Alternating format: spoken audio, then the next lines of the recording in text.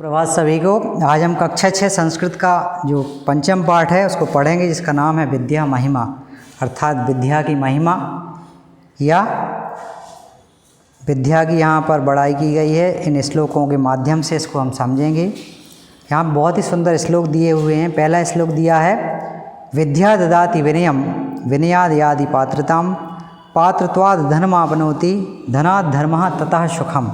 अर्थात विद्या विनय देती है, विद्या के द्वारा हमें विनय प्राप्त होता है। विनयाद यादि पात्रताम, विनय से हमें पात्रता प्राप्त होती है, कुछ करने लायक व्यक्ति बन जाता है विद्या प्राप्त करने के पश्चात। पात्रत्वाद धर्म आपनोति, और जब हमें पात्रता प्राप्त हो जाती है फिर हम धन कमाने लग जाते हैं, इसलिए हमें पात्रत्वाद धर्म आपनोति, पात्रता से हमें धन प्राप्त होता है। धनात् धर्मः, और धन आने पर व्यक्ति को धर्म प्राप्त होता है, क्योंकि वो खर्च करेगा जब भी तो उसे धर्म की प्राप्ति होगी। ततः सुखम, उसके पश्चात ही उसे अंत में सुख की प्राप्ति होती है। दूसरा श्लोक दिया है विदेशेषु धनम विद्या व्यसनेषु धनम मति परलोके धनम धर्मः शील सर्वत्र वै धनम। यहाँ पर बताया गया है कि विदेश में विद्या ही धन है, व्यसनेषु धनम मति, और संकट में बुद्धि ही धन होती है। परलोके धनम धर्म, परलोक मतलब दूसरे लोक में, यह कहने का मतलब व्यक्ति की मृत्यु हो जाती है तो वह जब स्वर्ग में जाता है या नरक में जाता है, जहाँ भी जाता है उसे हम परलोक कह सकते हैं। परलोके धनम धर्मा, तो परलोक में धर्म ही धन होता है। शील सर्वत्र वै धनम, परंतु शील स्वभाव का जो व्यक्ति होता है, शील स्वभाव जो होता है वह सभी जगह धन होता है। इसी क्रम में तीसरा श्लोक दिया है सुंदरो अपि सुशीलो अपि कुलीनो अपि महाधना। सुंदर हो, सुशील हो और कुलीन हो, यदि ऐसा व्यक्ति है तो वह महाधन है, मतलब पूरा जो धन है उसी में समाहित है, ऐसा हम कह सकते हैं। शोभते ना विद्या, शोभते ना बिना विद्या विद्या सर्वस्व भूषणम, वह शोभा नहीं देता है। कौन सा व्यक्ति शोभा नहीं देता है? वह व्यक्ति शोभा नहीं देता है जिसने विद्या प्राप्त नहीं की है। विद्या सर्वस्व भूषणम, इसलिए विद्या सभी आभूषणों में प्रमुख आभूषण माना गया है। इसी क्रम में चौथा श्लोक दिया है विद्या रूपम कुरूपाणाम, विद्या कुरूपों की रूप होती है। और निर्धनाम धनम विद्या, और निर्धनों की धन होती है विद्या। निर्बलानाम बलम विद्या, निर्बल मतलब जो कमज़ोर व्यक्ति होते हैं उसकी विद्या ही बल होती है। साधनीय प्रयत्नतः, इसलिए हम सभी को इसके लिए प्रयासरत रहना चाहिए, विद्या के लिए हमें प्रयास करते रहना चाहिए।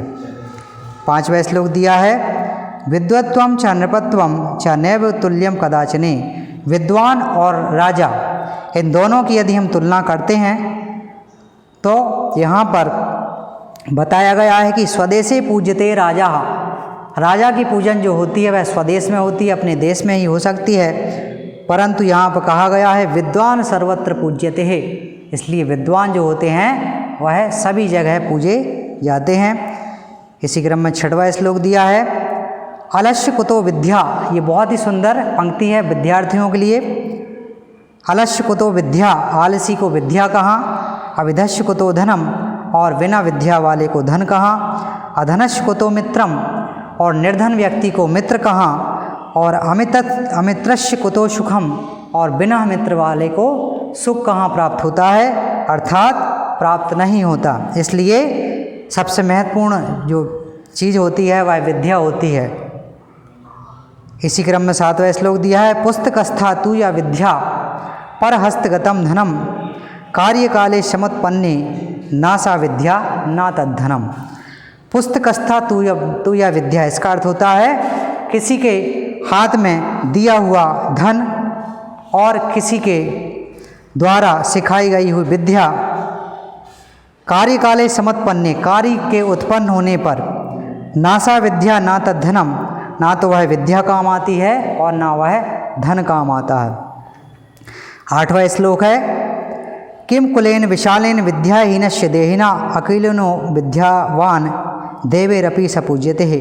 अर्थात यहाँ पे बताया गया है कि जो कुलीन होते हैं, मतलब अच्छे कुल के व्यक्ति होते हैं, वह विद्या से हीन होने पर ठीक वैसे ही लगते हैं जैसे व्यक्ति देहहीन हो जाता है, सिर्फ आत्मा रहती है उसकी और उसकी जो शरीर नष्ट हो जाता है। अखिलिनोपि विद्यावान देवैरपि स पूज्यते।